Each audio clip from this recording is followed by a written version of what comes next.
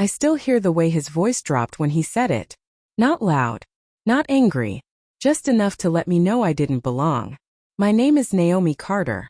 I'm a black woman from Columbus, Ohio. 32. Soft-spoken. Always early. Always prepared. That morning, I walked into a downtown medical office for what I thought was a routine appointment. The lobby smelled like fresh coffee and disinfectant. Soft music. Framed posters about patient dignity on the walls. I clutched my insurance card in one hand and my phone in the other, rehearsing what I'd say. I needed this visit. I'd been dealing with chest tightness for weeks. Nothing dramatic, just enough to scare me when I was alone at night. I wasn't there for drama. I was there for answers. The receptionist didn't look up when I said good morning. She took my card with 2 fingers, paused, then asked, "Do you have another form of payment?" I smiled politely. "That is my insurance." She sighed like I'd inconvenienced her. Sometimes these plans don't cover much. A white woman behind me checked in. Same desk. Same tone. No questions. No sighs. I sat down. Waited. 10 minutes turned into 30. People who arrived after me were called back first. I watched their names flash on the screen. Watched my own never appear. When I finally approached the desk again, the receptionist frowned. "Are you sure you checked in?" That's when I felt it, the familiar tightening. Not in my chest this time. In my throat. I nodded. "Yes. You have my paperwork." She leaned back and said the words that cracked something open inside me. Well, sometimes people misunderstand the process. People. I sat back down. My hands shook. I told myself not to overreact. To be calm. To be grateful I was even being seen. That's what we're taught, right? I sat there watching the clock on the wall tick louder than it should have. Every second felt personal. My phone buzzed with a text from my sister asking if the appointment was over. I didn't reply. I didn't want to explain why I was still waiting, or why I felt embarrassed for something that wasn't my fault. I looked around the room. A framed quote read, "We treat every patient like family." I wondered what kind of family forgets you in the corner while pretending you're not there. A child coughed softly across the room. An older man flipped through the same magazine page again and again. Life was moving, but I was stuck. I replayed every interaction in my head, searching for the mistake I must have made. Maybe my voice was too quiet. Maybe my clothes weren't polished enough. Maybe I should have smiled more, spoken less, taken up less space. That familiar mental math began, the one black women know too well. The constant adjusting. The constant shrinking. The tightness in my chest returned, heavier now. Fear mixed with anger, and both scared me. I hated that I had to choose between protecting my health and protecting my image. I hated that asking for help felt like begging. I hated that I was already preparing myself to be labeled difficult. A nurse walked past and glanced at me, then quickly looked away. That small movement hurt more than the words.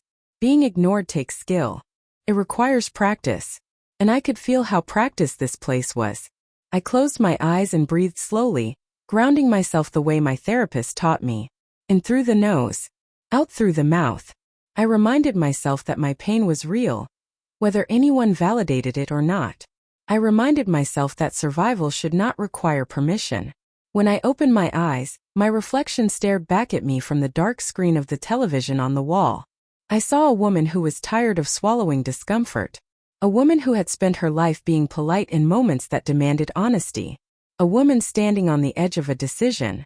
I knew then that if I stayed silent, I would leave with more than unanswered questions. I would leave with regret. And that, more than anything, was something I could not afford to carry anymore.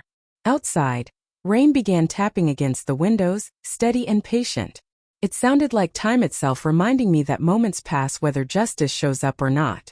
I thought about my mother, about how she taught me to speak clearly and stand straight, even when my knees shook. I thought about how many women before me swallowed pain so their daughters wouldn't have to. The thought settled deep. I stood up, heart racing, knowing this wait was about to end.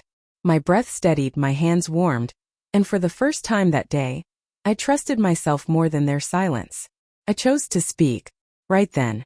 An hour passed. My chest pain returned, sharp now. Real. I stood up, heart pounding, and approached the desk one last time.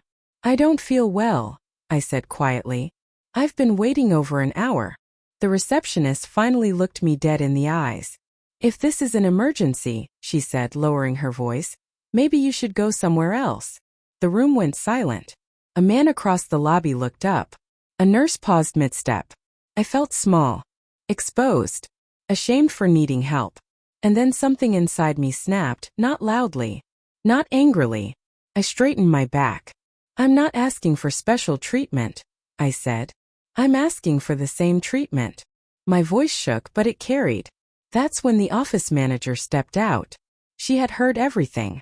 She looked at the screen, at the timestamp, at my untouched chart. Then she looked at the receptionist.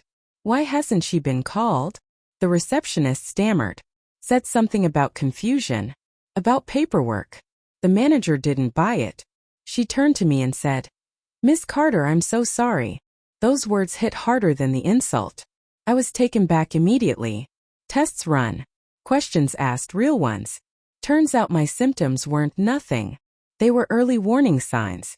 If I'd listened to the dismissal, if I'd walked away, could have been worse. When I left, the manager walked me to the door. We're reviewing our staff training, she said. And today will be documented. For the first time that day, I breathed fully. I didn't win a lawsuit. I didn't go viral. There was no applause. But something shifted. I learned that silence doesn't keep you safe. It just keeps things comfortable for everyone else. And I learned this too. Dignity isn't something you earn. It's something you deserve. If you've ever been made to feel invisible, if you've ever questioned your own reality, if you've ever been told without words that your pain matters less, you're not imagining it. Your voice matters. Your body matters. You matter. This story isn't just mine. It's why we tell stories here. If you enjoyed this video, please take a moment to like, share, and subscribe to the channel as your support truly helps us grow. We'd also love to hear from you, so leave a comment below and share your thoughts. We read every single comment. We are on a mission to reach 1,000 subscribers, and every bit of support brings us one step closer. Thank you for being part of Black Diaries and supporting the journey.